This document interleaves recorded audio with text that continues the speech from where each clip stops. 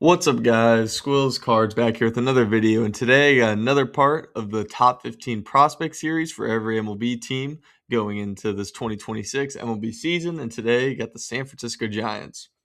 Sorry, I haven't recorded in 2 weeks, been dealing with some other stuff going on, but now I should be back to getting some consistent uploads out, and the rest of the series will be done by the time opening day is here. But let's get into it. At number 15, I have Cam Maldonado, 22-year-old outfielder, only played A-ball, showed a little bit of promise, very good walk numbers, as you can see there with the 15.5% elite level walk rate, and he was just under the average at WRC plus with 92. Think he's a guy that can still have a lot of promise. He will have a big year this upcoming season to prove himself, but just where he's at right now, hasn't played too good, hasn't played too bad. I got him in here at number 15. And also, to be transparent, the list is only going to include position players. I have separate videos coming out for top pitching prospects throughout the whole minor league system, regardless of organization. At number 14, Diego Velasquez, another 22-year-old second baseman, does not get to a lot of power, does a great job at swiping bags with 19 stolen bases last season. Doesn't strike out much with a great strikeout rate of 14.3%. Has a solid walk percentage at 12.4%. He's a pretty good defender as well, but something for him moving up levels. He's already been in Double A. So if he can get to more contact, the hit tool that he has, that's going to be something very important for him this upcoming season. And if he is able to get to that, he'll fly up some rankings because he'll be a solid defensive second baseman who could end up being a regular day guy in the major league level if he can find some more power and some more consistent hitting ability. At number 13, another infielder, 22-year-old Lorenzo Mayola. Now, he's someone who's gotten to some more power, does not walk at nearly at all at 5.7%, which is not great, but solid hitting has shown. The hit tool has shown up a little bit. Definitely has gotten to some power with a 197 ISO. And I mean, there's so many infielders at the lower levels of this system. He's going to really have to separate himself. I'm assuming he's going to start the year in high or will be called up quickly because they're going to need to make room for some of these other guys I'll get to in a moment. But it's going to be interesting to see what he can do, but he's really got to separate himself, or he could be with another team by the end of the season. He'll easily be a trade piece, I believe. Now, at number 12, Nate Furman, the 24-year-old second baseman. He played across three levels, A ball, high, and double A, and he destroyed pitching at every level. He's an older guy. He dominated. I would have him up higher on this list, but he's a little bit on the older side for only just getting the double A. And he is a second baseman. I don't know if his hitting is going to stay that consistent, but I had to have him on the list here at number 12. I mean, you put up ridiculous numbers, as you can see. Got the power, elite walk percentage, great strike. Great K percentage. Didn't swipe that many bags for being a second baseman, but he was hitting like a first baseman, honestly. So it's going to be interesting to see if he can keep that up. And maybe, you never know, he could be a call up, or maybe a team wants to trade for him and give him a starting role. But if he continues to hit like that, he'll be on top of any prospect list going into the season. And at number 11 here, Parks Harbor, another 24-year-old older guy who also was mashing. Kind of similar situation. Just I see Parks Harbor having a better ability, or he's going to be more consistent as he continues to go up the levels. That's kind of why I just gave him a little bit of a nudge here. And he hit more home runs. So, these are two guys that I think could continue to fly up the list as long as they continue to keep hitting the way they have been.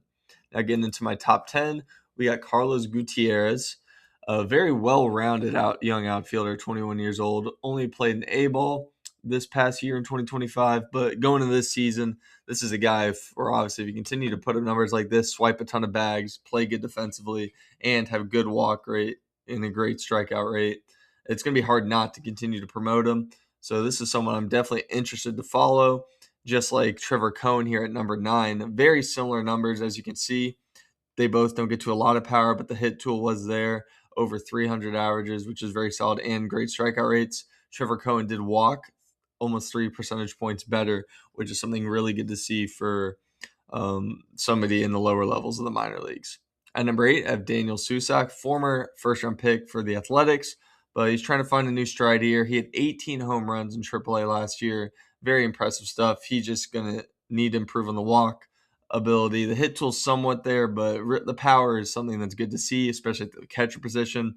But we're going to have to see if he's going to get his chance in the majors this year. But just from a pure past potential for him and his good production in AAA, I had to have him in here in the top 10. At number 7, Dakota Jordan, 22-year-old outfielder who destroyed A-ball, elite hitting ability at 186 ISO, 14 home runs. Did not get to too much walking, but at the end of the day, sometimes these walk rates aren't as concerning just because of the fact that they're going to continue to hit. They stay aggressive. That's how they put up these great numbers. He swiped a lot of bags, 27 stolen bases. That's very good for an outfielder, and also 14 home runs, as I stated. The strikeout rate wasn't concerning or just average. So he's going to be a guy that obviously, if you put up numbers like that, you'll see him get promoted very fast. It's going to be interesting. One thing for him, though, defensively, if you continue to keep that up and just see how he progresses, but that's a big thing. He might have to move to a corner outfield spot, or if he can stay in center field, that's very important. And recent first-round pick, Gavin Killen, or excuse me, not a recent first-round pick, but, well, not high school. I thought it was a high schooler for a second. Sorry, misspoke. Gavin Killen here, 21-year-old shortstop. Did not have a great start to his professional career, but, I mean, just pure potential. Like him a lot more than some of these other guys. At 21 years old, freshly out of college, I think he's going to have a great upcoming 2026 season. As you can see with 11.6 strikeout rate, I think he's going to be able to find more consistent contact as he already did. It just didn't result in hits and no home runs or stolen bases. But that was a very limited sample size, and I think he's going to be due for a huge year this upcoming season. Number 5 here, we got Luis Hernandez. He was the number 1 player in this recent 2027 or 2026 international class. They signed him for a ton of money. And, I mean, scouts rave about his ability and what he can do. So I really just had to have him in here in the top 5 just from what I've seen from other baseball sites and what scouts are saying about him. Can't say too much about him, though. All I know is he dominated the world play. I think he played in a few tournaments, up a few age groups, and he dominated. So that's really good to see. But we'll be able to have more information on him once he makes his stateside debut. If he does that this year and skips the DSL, or once he plays in the DSL and then gets the stateside maybe sometime this summer. At number 4, we have Johnny Lovell, very young shortstop, made the A-ball, got to some power, which is very encouraging to see, with great strikeout percentage and a great walk percentage, solid defender as well. You really like seeing a shortstop get to some power when they get over to stateside level, especially for his age, getting that call up to play about 20 games in A-ball, which is very intriguing to see. And, I mean, he's going to be exciting guy to follow. He can make a jump like Eduardo Quintero, like last year, where he got a chance to play an A-ball and then made that huge jump to be a top 30 prospect now. At number 3, of Josuar Gonzalez, another very young shortstop, one of the number 1 guys in the 2025 international class, an elite defender, elite glove, and they think he's going to be a Francisco Lindor type of potential. So it's going to be very exciting to see, and this is kind of the point I got to earlier, where they have so much young talent at the shortstop position, just frankly the whole infield, where at these lower levels it's going to be interesting to see the competitions going on and who they decide to push through up levels or keep down in low A. And number 2, I have Bo Davidson. This guy made a huge impression last season, hitting 18 home runs, swiping 19 bags. A former JUCO guy, really broke onto the scene in the lower levels of the minor leagues, got up to AA at the end of last year and played very well. So he's going to be a guy, continued production. He's very toolsy. Going to be excited to see what he can do. I have high hopes for him. I believe he can actually make it up to the majors. I'm that confident in him. He's going to be a very, very good ball player, I believe. And at number 1, pretty easy pick, but somebody that has the best raw power in the minor leagues, Bryce Eldridge. Him and Lazar Montes have some of that really good power ability. Unfortunately, his MLB debut did not go well, but I'm not going to worry too much about it. It was only a very small sample size, and I just really like what he can do with the exit velocity and walk rate that he's always shown. The hit tool is going to be a question, as it was shown in his debut, but I think he's going to spend a lot of time, like he has been this offseason, work on his game, and he's going to be ready to dominate once he gets back up to that major league level, if it's not initially or it's a month in.